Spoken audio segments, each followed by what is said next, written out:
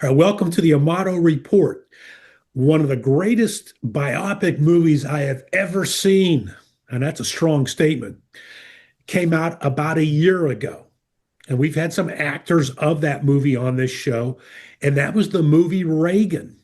As you may recall or be aware, I had the humble experience of being invited to the world premiere at the Chinese Theater on Hollywood Boulevard, along with the actors and the cast and crew and producers.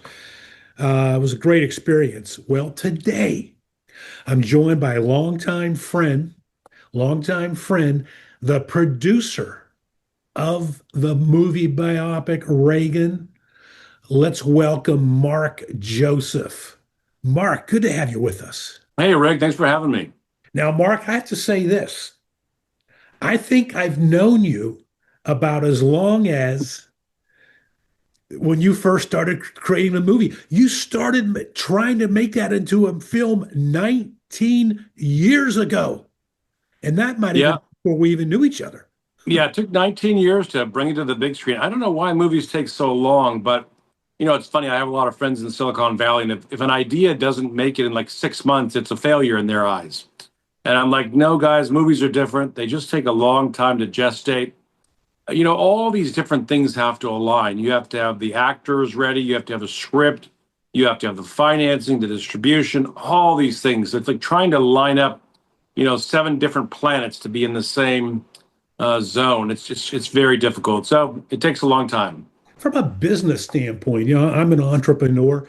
Uh, I would imagine you went out and raised money for this, for all that's involved. Knowing how investors can be, that must have been difficult to those who put up money 17, 18, 19 years ago to believe that you still have the credibility to move forward with it. Yeah, that's the riskiest of all, is the very first people who there was nothing, there was no script. It was just an idea. And so, yeah, I'm so thankful for those people for sticking with us. And then when COVID hit, I mean, we had every delay you can imagine. We had Yeah. COVID hitting us. We had even the war in Ukraine caused us to have to cancel some contracts we had with some people who do special effects. I had an actor's strike.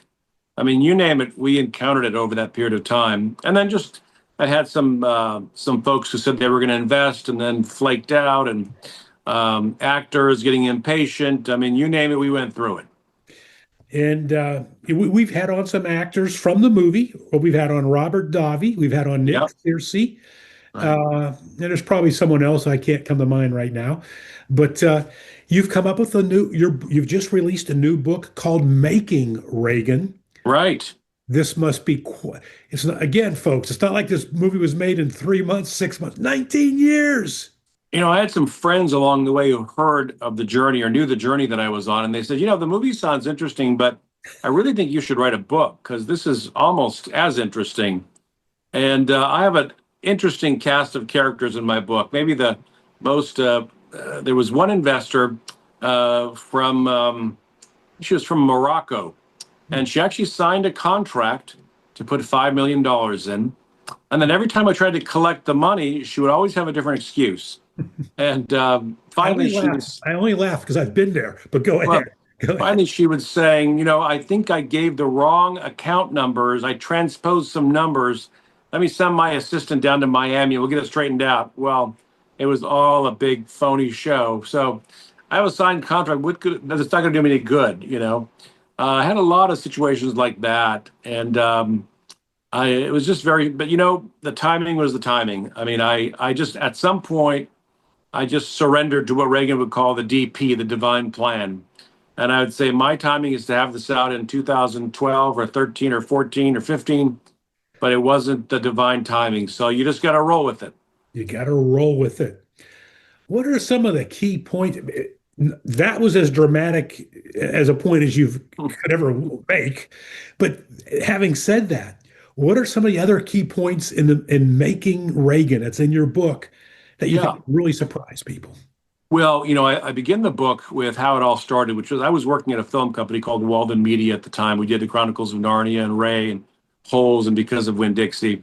But I was out in not Wisconsin, traveling from in the Midwest with my wife and 4 kids. And just to set the tone, I'm in a minivan with 4 little children. So how fast could I be going?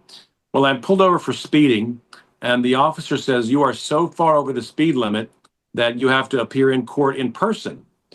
And I'm thinking to myself, what in the world? This is like the last Seinfeld episode where they end up in jail. And he said, "No, you were 20 miles over the speed limit." And I said, "Well, it just said 45 or it just said 65, like 2 blocks that way." I said, "No." So it was a great speed trap. But I looked at the ticket and it said, "You must appear in court in Dixon, Illinois." Well, I know that's Ronald Reagan's hometown.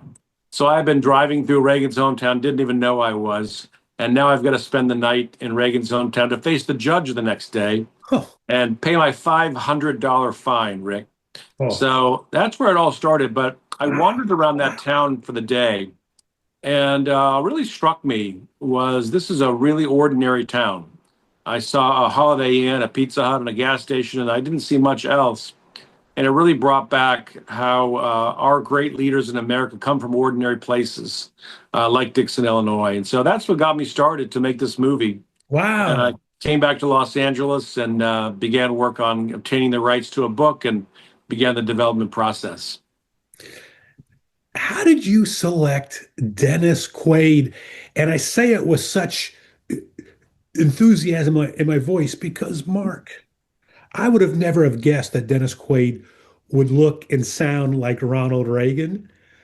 But in the movie, he had that ability, that actor's ability to do so. His voice was amazing. Yeah, I talk in the book, have a couple of chapters on the different actors that we thought about. I talked to Nicolas Cage for about a year about him playing the role. It would have taken a lot of hair and makeup for him to play the role. Talked to Jim Caviezel, who does a great Reagan imitation, Huh. and some others along the way. But, Dennis was always kind of the Dennis required, almost no assembly required, right? You don't have to touch his hair, basically, put a little makeup on maybe, but he just has the look. But more importantly, he has that intangible something. He has that little glimmer in his eye and crooked smile, and he just has that essence of Reagan. And so, I took Dennis out to dinner. I took him to dinner. Where I bought him a Reagan cowboy hat replica and gave him my pitch. And he said, "Well, let me think about it. Let me think about it." So he calls me back about a week later, and he says, that cowboy hat you gave me, it just doesn't fit."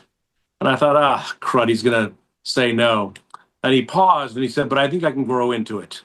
And so that's how our journey began. Amazing. Did you know Dennis Quaid prior to all this? I didn't, but I had a mutual friend, and so the mutual friend, told him about it, and so we got to be fast friends, and spent a lot of time. What really sealed it for him was I took him up to the Reagan Ranch in Santa Barbara, and he really felt Reagan's presence there. It's amazing. The house is exactly as they left it. You see his clothes hanging in the closet. And that really kind of convinced him that he could do the job. But, this is a really tough job. It's easy to pay Abraham Lincoln because who's going to contradict you and say he wasn't like that? Yeah. But with Reagan, you got millions of people who are ready to pounce on you if you get it wrong. Yeah. And so that was a really courageous move for him to take on a contemporary figure like that. That's a great point. I hadn't thought about it. When I hear you say it, whew, totally makes sense. Right. And he was, we would be on set. He'd be watching YouTube videos of the scene he was about to shoot just to make sure he got it right. But, there were times when I told him, don't try too hard to be Ronald Reagan. Just be Dennis Quaid.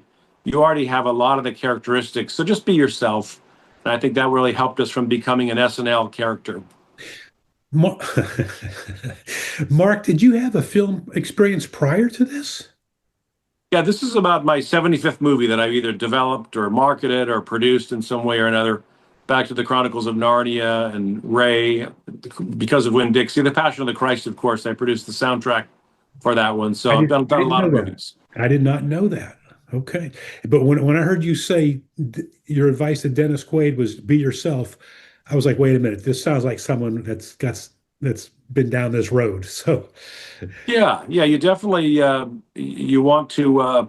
I think especially with Reagan, just because we've had so many over the top SNL impressions, type impressions. Johnny Carson. So many people do it in an exaggerated way. So you really want to avoid the will, that kind of a thing, and just be a little more a little less acting, and so that's what I was really looking for Dennis to do. Um, what was most memorable to you when it comes to making this movie? Well, very challenging to be shooting in the middle of COVID. We were the only major film to be shooting in the middle of COVID, and extreme rules. You had to have your face covered all the time. Couldn't go to any restaurants. Couldn't go to the store. Groceries delivered to your front door every morning.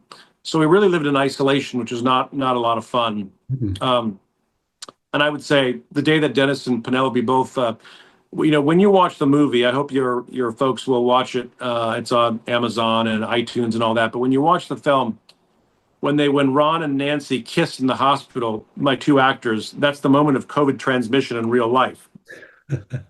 One gave it to the other at that exact moment, Oh and no. I don't know who gave it to who, but the Oh next day my they both gosh. had COVID, and Dennis had 104-degree temperature. So very, very tough to shoot in the middle of all that. Oh my gosh. Wow. Uh, what was the most difficult thing about making the movie? The longevity of the timeline? Yeah, I would just say, we live in a very bipolar industry and business where you're up one day, you're down the next. I would have times when I had a group out of Nashville that said, "We're going to fund the entire thing. We're going to give you $65 million to make the movie. You're like, going to make great. This is amazing." Well, a year later, they're out of business and they're not happening. And so it's just, you have to learn to kind of stay in the midpoint range and not go too high or not go too low. So I just sort of learned, Hmm. okay, when somebody promises something amazing, I'm not going to go up there with them. I'm just going to stay here. That's That way, when it collapses, I'll still be here. And that's the only way to survive, is to just keep a balance. And then also just remember, if you remember that there is a divine plan guiding it, you don't have to fret, even if it looks bad. And so that kind of helped me just to know that God has a plan, and I'm going to try to revise to go with His timeline instead of mine. the book is called Making Reagan. I assume it's available at Amazon. And It is. Yep, it is. Mark, we really appreciate you joining us. I tell you, I love the movie. It was better than I was expecting. Much better. Well, I think that's a compliment, but I'm not sure, Rick. It's going to be good, but it was great. Well, I have to tell you, one last funny situation is, we have applied to Guinness World Book of Records for the greatest gap in the history of all Hollywood movies between film critics and moviegoers at Rotten Tomatoes. I saw We have that. a 80-point gap. The critics were 18%, and the people who saw the movie were 98%. So I think that explains a lot in our society today. We can't really agree on anything. And the funny thing is, we were nominated for the Razzie Awards for Worst Movie of the Year, and then I fly east to Oklahoma and win the Will Rogers Award for Best Movie of the Year. So take your pick. What a story. Wow. Wow. It's a great movie. Thank you. And it's non-political. Yeah, It's our first director was John Avildsen, the director of Rocky, who passed away unfortunately. But John used to tell me, and he would tell me great stories about Rocky, but he would say, "Don't forget that Rocky is not about boxing. Boxing just happens to be his job. It's really a story of the man." And he said, "We have to make Reagan the same way, that it's the story of a man who happens to be in politics." So sure, there is some politics. You'll hear about economics and the Soviets and all that, but it's really about the man overcoming failure and at 69 years old, finally reaching his destiny. wow, that's a great story, Mark. That's a great story. I really appreciate you sharing that with us. All right, folks, my guest has obviously it's been Mark Joseph, the producer of the movie Reagan. He's author of the book just released called Making Reagan. I encourage you to watch the movie if you've not seen it yet. It's streaming on demand and pick up his book, Making Reagan, 19 years in the making. Mark, thanks for joining us. Thank you. Back with more after this.